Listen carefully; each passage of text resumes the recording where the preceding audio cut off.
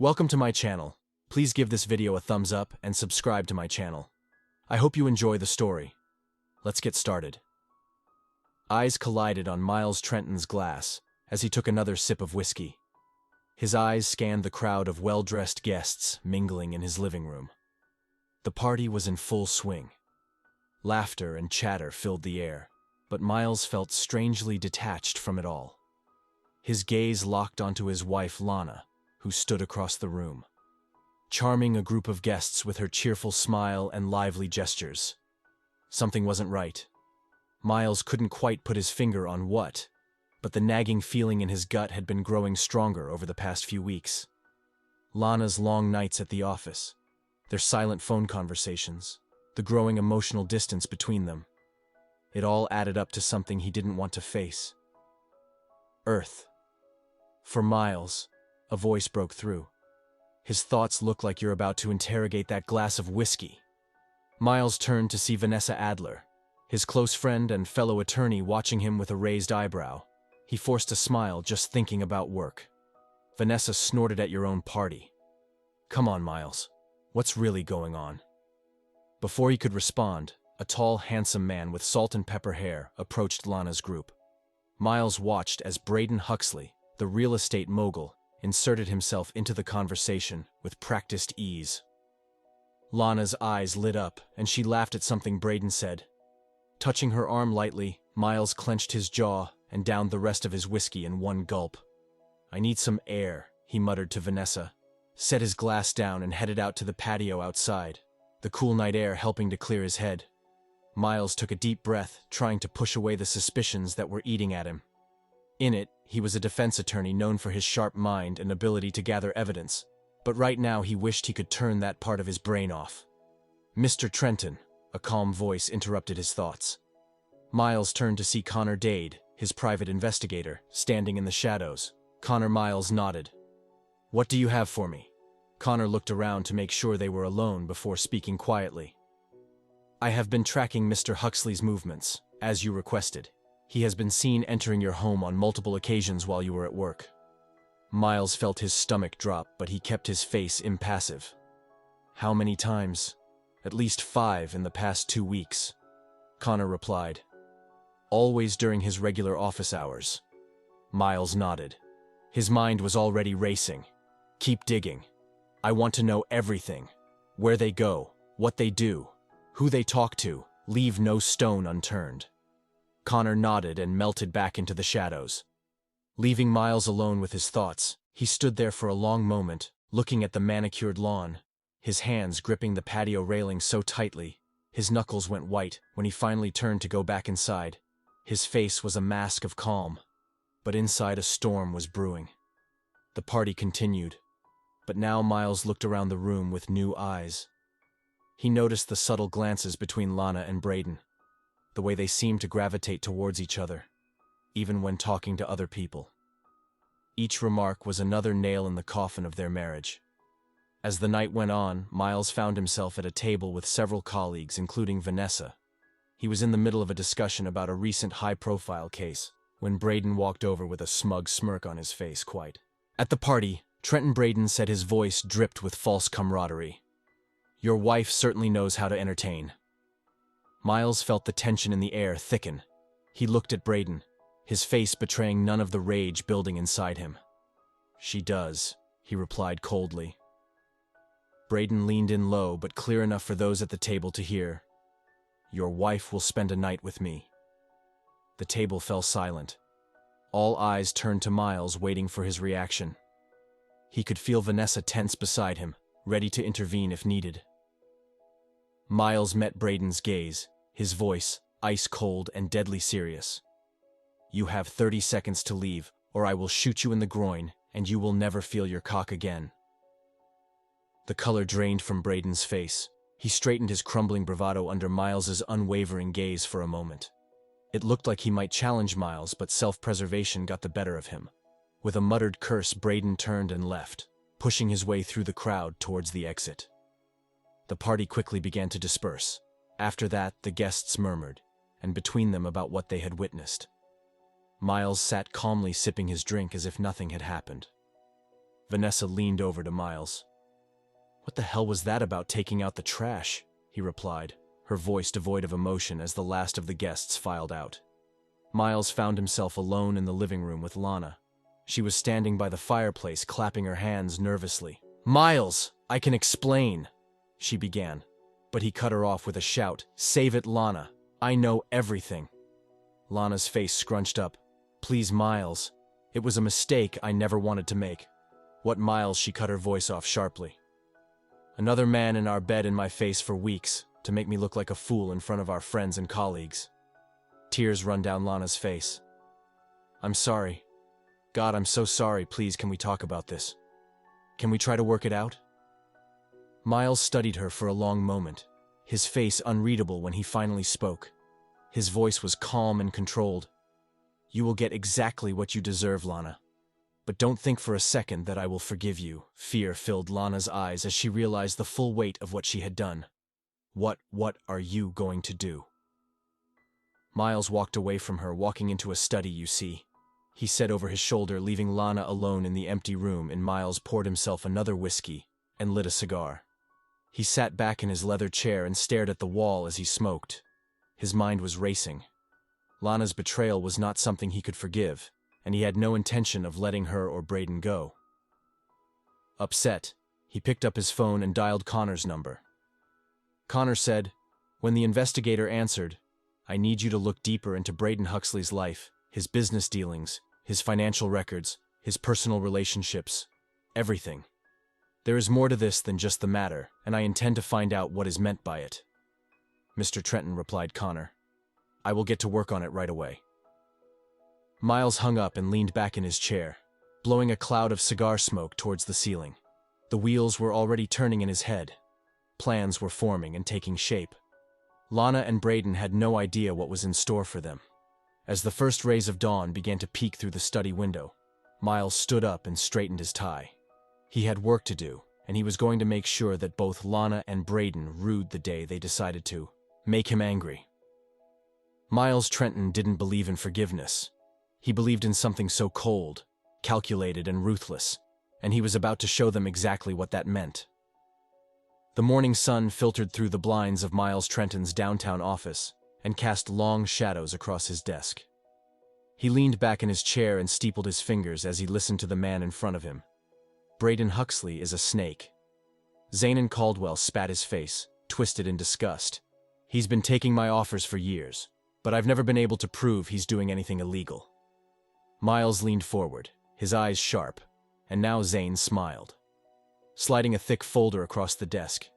"Now I have something. My inside source has been giving me information for months. Cooked books, bribed officials. The works." Miles flipped through the documents. His mind was already racing with possibilities. He looked at Zane. "Who is your source?" Tessa Monroe replied. "Zane, rising star in Braden's company, has been eager to take him down from within. Miles nodded, a plan already forming. "I'll need to speak to her directly.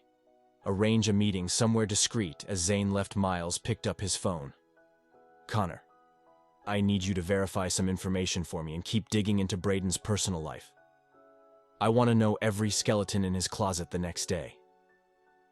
Miles met Tessa Monroe at a quiet cafe on the outskirts of town. She was younger than he expected, with sharp eyes and a no-nonsense demeanor. "Mr. Trenton said, shaking his hand firmly. "I hope you understand the risk I'm taking by meeting you." Miles nodded in voice. "Yes, M. Monroe, and I assure you it will not be in vain.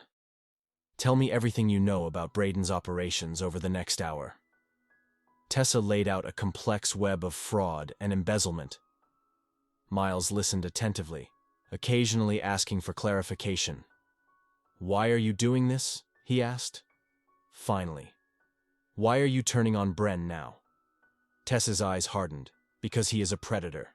He uses people, discards them, and thinks he is untouchable. It is time for someone to show him that he is not." Miles smiled darkly. "On that, M. Monroe, we are in complete agreement." Over the next few weeks, Miles worked tirelessly building a case against Braden. He coordinated with Zane and Tessa, gathering evidence and lining up witnesses, all the while maintaining a facade of normality at home with Elle one night. As they sat across from each other at the dinner table, Lana broached the subject they had both been avoiding Miles. She said hesitantly, "I know things have been hard between us, but I was hoping we could talk about moving forward on reconciliation." Miles looked at her, his face a mask of calm. "Of course, Lana. I've been thinking a lot too." Hope flashed in Lana's eyes as Miles nodded, taking a sip of his wine. I think we should take things slowly, rebuilding trust." Lana reached across the table, grabbing his hand. "Yes, of course I will do whatever it takes, Miles, I promise." As Lana squeezed his hand, Miles felt nothing but cold determination. He smiled, the expression not quite reaching his eyes. "I'm glad to hear that, Lana, very happy indeed." The next day, Miles set in motion the next phase of his plan, called in favors, spread carefully crafted rumors, and made sure that the rumors of Lana's romance reached the right ears within days. Lana's phone started ringing less frequently, clients' canal appointments citing vague excuses. Her once vibrant and active social circle began to shrink. "I don't understand," Lana said. One night, the frustration evident in her voice is like, "Everyone is avoiding me. Even the Hendersons cancel their anniversary party booking," Miles feigned worry. "That's strange. Maybe it's just a slow period. I'm sure things will get better soon," but things didn't get better. As the weeks went by, Lana's business continued to suffer. Miles watched as she grew more desperate, making frantic calls, and one night, as he was sending pleading emails, he heard her on the phone with Braden. "Please, Braden," she pleaded in a shaky voice, "I need your help. My business is falling apart and I don't know what to do." There was a pause, and then Lana's face crumpled. "But I thought we had something special," as she hung up. Letting go, Miles retreated to his study. He poured himself a whiskey and allowed himself a small smile of satisfaction. The pieces were falling into place. The next morning, Miles received a call from Connor, Mr. Trenton. Connor said the excitement was evident in his voice. "I have something big. Braden has been embezzling funds from his own company. Miles has been embezzling funds from his own company. Miles has been diverting millions of dollars to offshore accounts. Miles has called Titan on the phone. Excellent work. Connor, send me everything you have. Time to act." With the last piece of evidence in hand, Miles set his plan in motion. He filed a lawsuit against Braden Huxley on behalf of several former clients, alleging fraud and embezzlement. The day of trial arrived, and the courtroom was packed. Miles stood in front of the judge with his voice clear and confident as he laid out the case against Braden. "Your Honor," he said, "the evidence will show that Mr. Huxley has engaged in a systematic pattern of fraud, deceiving not only his clients, but his own employees and business partners." As witness after witness took the stand, Braden's face grew increasingly pale. Tessenar's testimony was particularly forceful in providing inside details of Braden's illegal activities. During cross-examination, Miles went all out. Mr. Huxley said, his voice deceptively calm, "Can you explain the discrepancies in your company's financial history specifically? The millions of dollars that seem to have vanished into thin air?" Braden stammered sweatily, beating his forehead. "I don't know what you're talking about. All this is a misunderstanding." Miles stepped up to the witness stand, holding a stack of documents.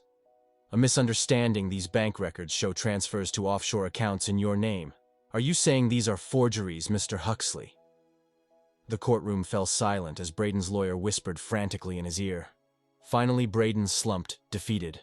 "No," he mumbled. "These are not forgeries," as the judge ordered Braden's assets frozen pending further investigation. Miles caught Zane's eye in the gallery. The businessman gave him a subtle nod of approval. Outside the courthouse, reporters crowed around. "Miles," Mr. Trenton shouted, "how does it feel to take down one of the most prominent businessmen in the city?" Miles faced the cameras, his expression serious. This isn't about taking anyone down. This is about justice. No one is above the law, no matter how rich or well-connected they may be." As reporters clamored for more, Miles saw Lana standing at the edge of the crowd, her face a mask of shock and fear. He walked past her without a word, leaving her to face the consequences of her actions alone that afternoon. Miles sat in his study, savoring a glass of whiskey, his phone buzzing with a text from Connor. Braden tried to flee. Arrested at the airport, Miles allowed himself a small smile of satisfaction. Phase 1 was complete. Braden Huxley was done, but not over yet. Not by a long shot. The next morning, Lana found divorce papers waiting for her on the kitchen table. Miles watched him passively as he read them, his hands shaking. "Miles!" he pleaded, tears running down his face. "Please don't do this. We can work this out. I'll do anything." Miles looked into her eyes. His eyes were cold. "It's too late for that. Lana, you made your choice. Now you have to live with it." As Lana broke down sobbing, Miles walked out of the house and closed the door, firmly behind him. He had a meeting with Zane to discuss the future of Braden's now disconnected company. The wheels of justice and vengeance kept turning, and Miles Trenton was the one controlling them. There would be no forgiveness, only consequences. The morning sun cast long shadows across the manicured lawn of Braden Huxley's mansion. Yellow crime scene tape fluttered in the breeze as federal agents swarmed the property. Boxes of evidence in his arms, Miles Trenton stood across the street watching the scene unfold with cold satisfaction. His phone vibrated. It was Connor. Mr. Trenton. Connor's voice crackled through the speaker. "Braden Huxley is in custody, caught at LAX trying to board a private jet to Mexico." Miles allowed himself a small smile. "Excellent job. Connor, keep me posted on any developments." As he hung up a black SUV, he pulled up beside him. The window rolled down, revealing the grim face of Zane Caldwell. "Quite a sight," Zane commented, nodding towards the mansion. Miles turned to face him. "Indeed, I trust everything is proceeding as planned on your part."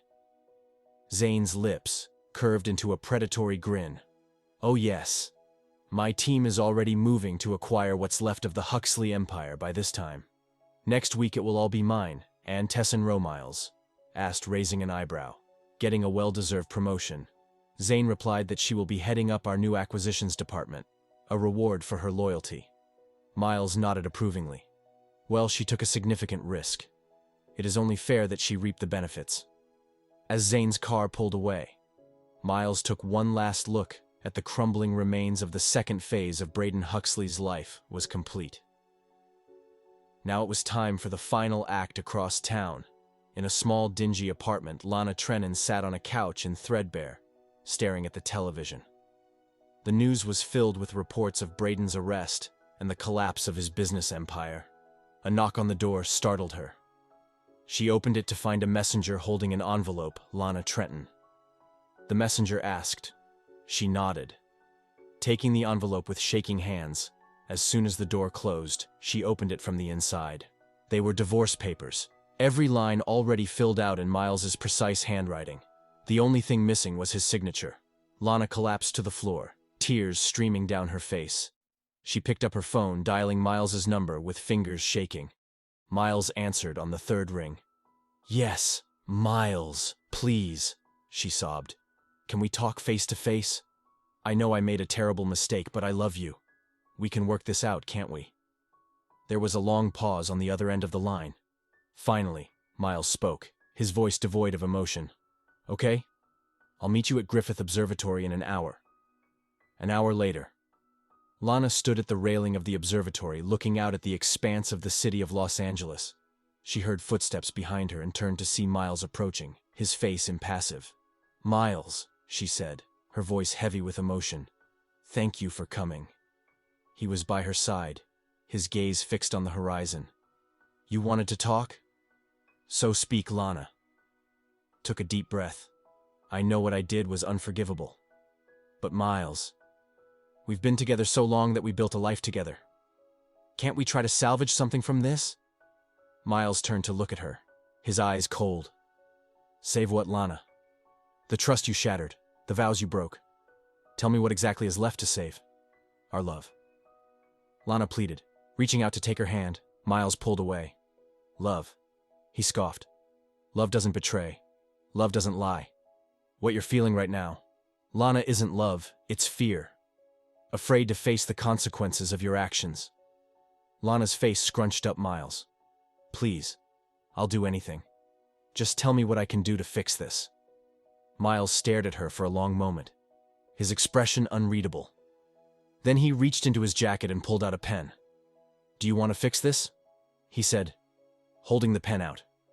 Sign divorce papers, walk away. That's the only thing that... What can you do now? Lana looked at the pen, then back at M's face, searching for any sign of the man she once knew, and found none. She slowly took the pen from his hand. "Is this really what you want?" she asked with her voice barely a whisper. Mill's response was, "Swift and F-end is what you chose, Lana, the moment you decided to betray everything we built together." With a shaking hand, Lana signed the papers as she handed them back to Miles. A part of her still hoped for a last-minute reprieve. A sign that all was not lost, but Miles simply put the papers back in his jacket. "Goodbye," Lana said, turning to walk away. "Miles," Lana screamed with desperation in her voice, "will you ever forgive me?" Miles paused, looking back over his shoulder. Some things, Lana, are unforgivable. This is one of them. And with that, he walked Lana away, leaving her alone with the consequences of her actions. The next morning, Miles sat in his new office, now a partner in Zay Caldwell's expanding business empire. He looked out at the city, a city that had seen the rise and fall of Braden Huxley, the crumbling of his own marriage, and the execution of a plan months later. A knock on the door interrupted his thoughts. It was Vanessa, she said, leaning against the door frame. "How are you?" Miles gestured for her to come in. "I'm fine, Vanessa." "Why wouldn't I be?" Vanessa sat across from him, concern etched on her face. "Miles, you just defeated one of the most powerful men in the city and divorced your wife of 15 years. It's okay to not be okay." Miles leaned in. Back in his chair, his face was a mask of calm. "What's done is done. Braden and Lana made their choices. I simply made sure they faced the consequences." Vanessa pressed, "What consequences are you facing?" Miles, for a moment, a flash of emotion crossed Miles's face, but it was gone as quickly as it appeared. "I accepted my consequences the moment I discovered your betrayal." He said quietly that everything since then has been about justice. Vanessa nodded slowly. "Don't lose yourself in this, Miles. Revenge has a way of draining a person." Miles smiled, but it didn't reach his eyes. "I appreciate your concern, Vanessa, but I know exactly who I am and what I'm doing." As Vanessa left, Miles turned back to the window. The sun was setting over Los Angeles, painting the sky in shades of orange and red. It was a new era for both the city and Miles. Trennan, his phone vibrated. A text message from an unknown number. "Mr. Trenton, I have information that you might find interesting about a certain judge who has been taking bribes." Miles stared at the message with interest, a slow smile spreading across his face. He typed a reply. He always put down his phone and picked up a cigarette as he lit it, savoring the rich aroma. Miles reflected on the path that had led him here. The betrayal, the pain, the calculated execution of his revenge. He felt no regret, no remorse, just a sense of grim satisfaction in this city of angels. Miles Trenton had become something else entirely. A reckoning force dispensing his own brand of justice, and it was only just beginning. The sun dipped below the horizon, plunging the city into twilight. But for Miles, a new day was dawning. A day without forgiveness, without mercy. A day where every action had its consequence. And he would be the one to make sure that Miles would be the one to ensure. He was paid in full. He picked up his phone again and dialed Connor's number. "I'll get you a new job. Let's meet up." As he hung up, Miles took one last look at the darkening sky. In this game of power and revenge, he had emerged victorious, and he intended to remain that way no matter the cost.